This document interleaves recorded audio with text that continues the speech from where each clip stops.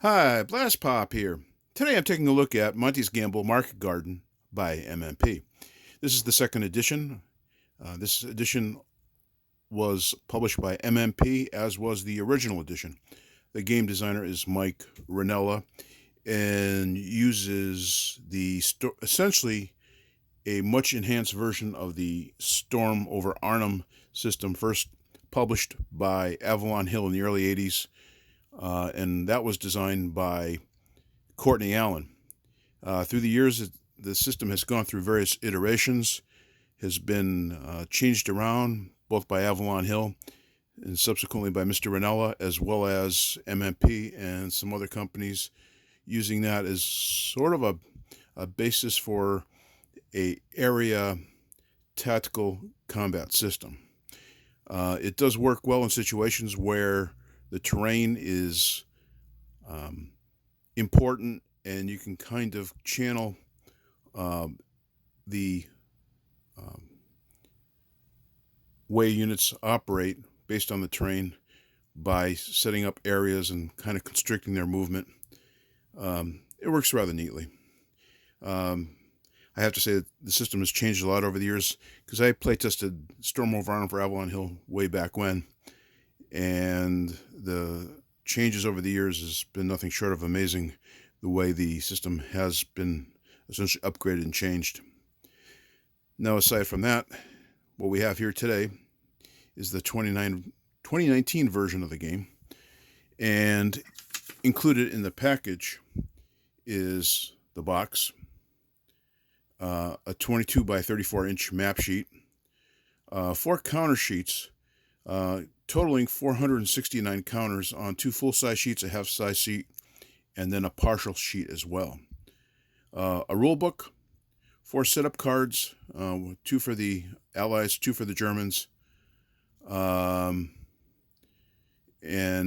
which also includes reinforcement cards. So there's a total of 4 cards, 2 for the Germans, 2 for the Allies, and then also 4 6-sided dice to resolve the combat. 4 dice included. The rule book is a semi-gloss rules book. Comes in at 44 pages. Bit on the thin side, somewhat glossy in the light.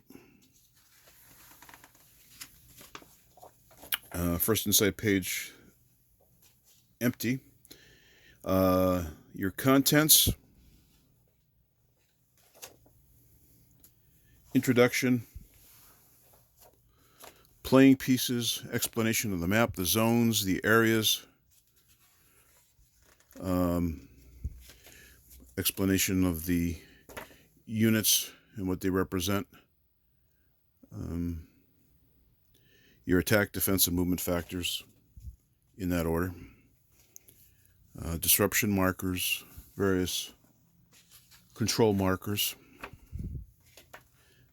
stacking,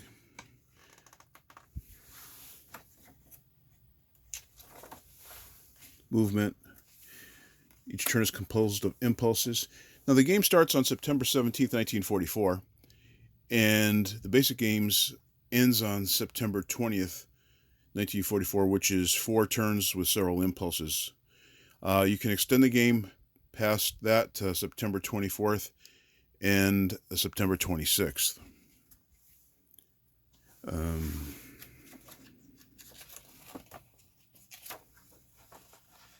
You've got assaults,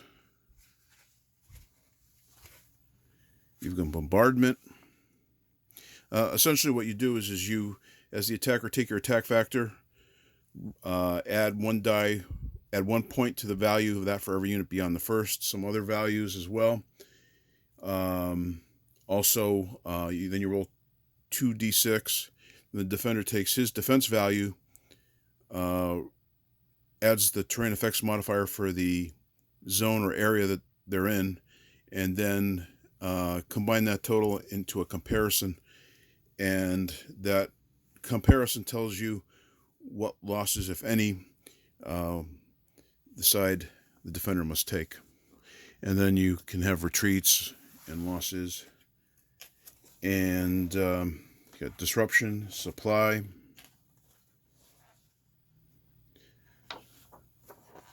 rules for zones, weather, reinforcements, D-Day, not June 6, 1944, but the airborne invasion, the airborne carpet, rules for bridges, which are so key to the battle, and victory conditions. You have some optional rules, side determination, who can play what side, depending on your bid. Rules for reorganization. You have a nice index and glossary here to find the particular section that it is that you're looking for.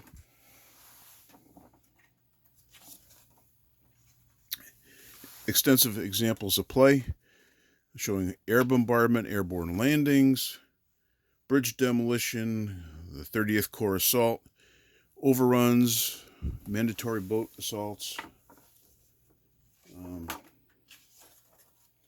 So if you have a question, it's a good way to look up in the rules how something is done, or if you just want to make sure you understand what you think you do.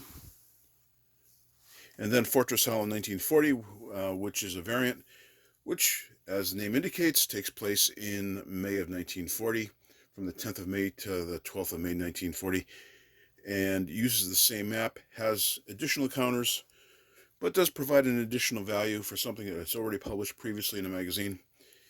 And seems like a good time to incorporate that variant into the rules package and the game package to give the player the most value for their money.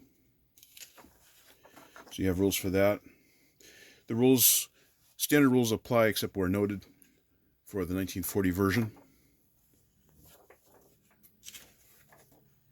And most people obviously will be buying the game for the 1944 battle, but sometimes it's nice to try something different. See how that works out. Rules for their bridges, reinforcements, and designed by Dave Mailer for the variant. So it's a hefty manual. The only thing I can say is that through repeated usage, I'm kind of afraid that maybe the binding might tear, or at least the staples come loose, but we'll find out. The box,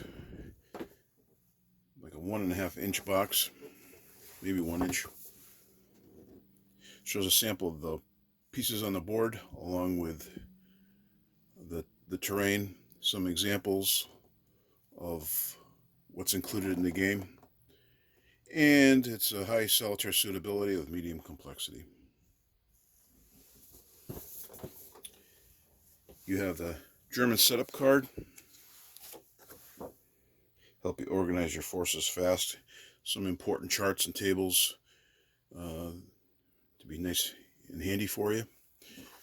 One-sided. German reinforcements of 1944.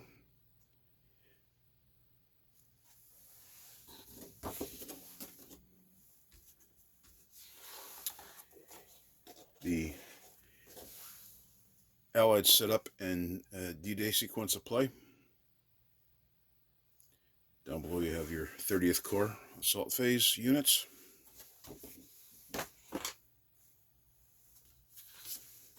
Finally, among the charts, you have your Allied reinforcements. If I go too fast, please pause the video. Counter sheet 1, which has both Germans as well as the Allies, including the Americans, the British, and for the Germans, in addition to the Wehrmacht and the Luftwaffe, you have the SS. So the front of the sheet, the back side of the sheet, which generally for units denotes their spent side or used side for artillery.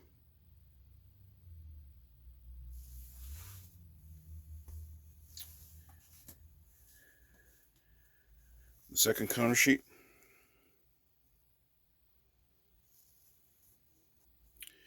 counters just pop right out. They're the white core, but they seem somewhat thicker. And I don't know, it's my preference, but I do tend to like the white core. It seems neater and cleaner than the brown core. It seems more uniform, but the thickness is there. On this sheet, you have a few additional units. You have your disruption markers, bridge markers, air power, control markers, and on the back,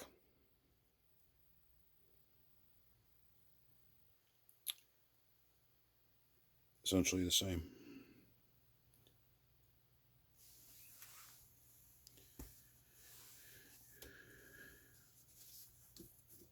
The 1940 version, half a counter sheet. So other than maybe the control markers here, until you're ready for it, you don't have to punch these counters, which is nice, keeps them separated.